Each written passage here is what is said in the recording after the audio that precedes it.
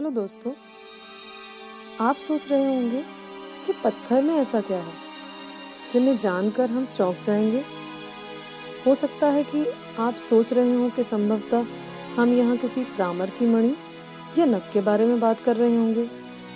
नहीं, दरअसल हम सचमुच कुछ ऐसे पत्थरों के बारे में बात कर रहे हैं जिनका कोई मोल ही नहीं है, जो अनमोल है। और जब आप इनके बारे में सुनेंगे तो आप भी इस बात पर विश्वास करेंगे कि पत्थर जैसी चीज भी अनमोल हो सकती है। एक बार एक प्रदेश में एक मूर्तिकार रहता था। वह मूर्तिकार पत्थरों से बहुत सुंदर मूर्तियां बनाया करता था। एक दिन उसने मूर्ति बनाने के लिए अच्छे पत्थर की खोज में जंगल में जाने का सोचा। उसके अगले दिन ही वह मूर्तिकार अपने औजारों का बक्सा लेकर जंगल की ओर चल पड़ा। जब वह जंगल के मध्य में पहुंचा तो उसने एक पेड़ के नीचे बहुत ही सुंदर पत्थर को देखा। मूर्तिकार को लगा कि ये वही पत्थर है जिससे मैं मूर्ति बनाना चाहता हूँ। उसके बाद मूर्तिकार ने अपने औजारों का बक्सा निकाला और उस पत्थर को औजारों से ठोकने के लिए सोचा। मूर्ति बनाना शुरू किया। जैसे ही मूर्तिकार ने उस पत्थर को ठोकना शुरू किया, वैसे ही पत्थर जोर जोर से चिल्लाने लगा, बचाओ बचाओ बचाओ। और वह बोलने लगा, ठोकना बंद करो, मुझे बहुत दर्द हो रहा है। यह सुनकर मूर्तिकार रुक गया और डर गया और उस पत्थर से मूर्ति बनाए बिना दूसरे पत्थर की खोज में आगे चल पड़ा।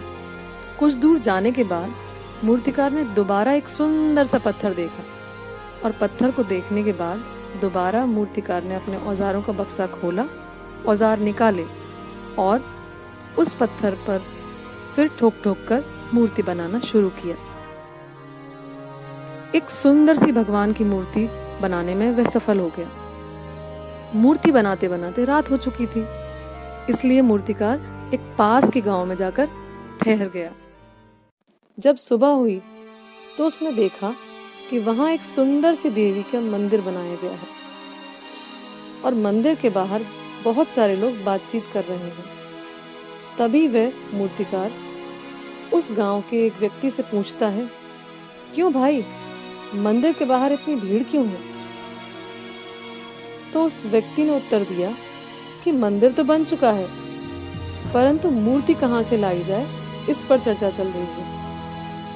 तभी मूर्तिकार उस गांव के सरपंच से जाकर मिला और उसे बताया कि उसने एक देवी माँ की मूर्ति बनाई है।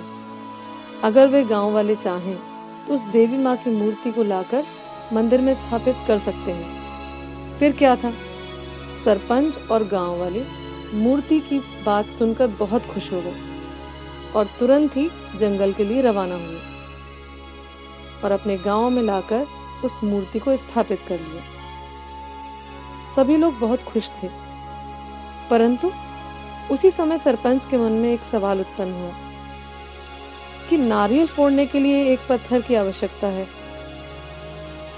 यह सुनते ही मूर्तिकार ने कहा, जंगल की दूसरी ओर एक पेड़ के नीचे एक पत्थर रखा है, चाहो तो आप उसे नारियल फोड़ने के लिए मंदिर में रख सकते हैं। यह सुनने के बाद गांव वाले जंगल गए और वहां से एक पहला पत्थर उठाकर लाए।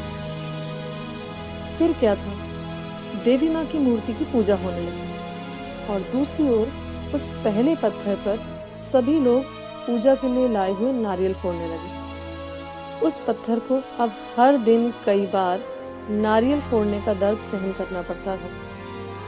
उस पत्थर ने देवी माँ की मूर्ति से कहा, तुम्हारी किस्मत कितनी अच्छी है, लोग तुम्हें पूछते हैं और देखो मुझ पर आकर सभी लोग नारियल फोड़ते हैं। तभी देवी माँ की मूर्ति ने जवाब दिया, मैं भी तुम्हारी तरह ही पत्थर थी, लेकिन मैंने मूर्तिकार के द्वारा दिए गए दर्द को, पीड़ा को सहन किया और देखो आज मुझे सब पूज रहे हैं।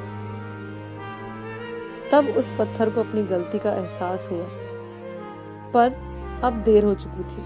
दोस्तों, इन 2 पत्थरों की कहानी हमें सिखाती है कि जीवन में सफलता पाने के लिए हमें कठोर परिश्रम की ज़रूरत होती है। बिना दुख और कष्ट के कभी सफलता नहीं मिलती। याद रहे, अगर आपकी सफलता के रास्ते में मुश्किलें हैं तो आप सही रास्ते पर हैं।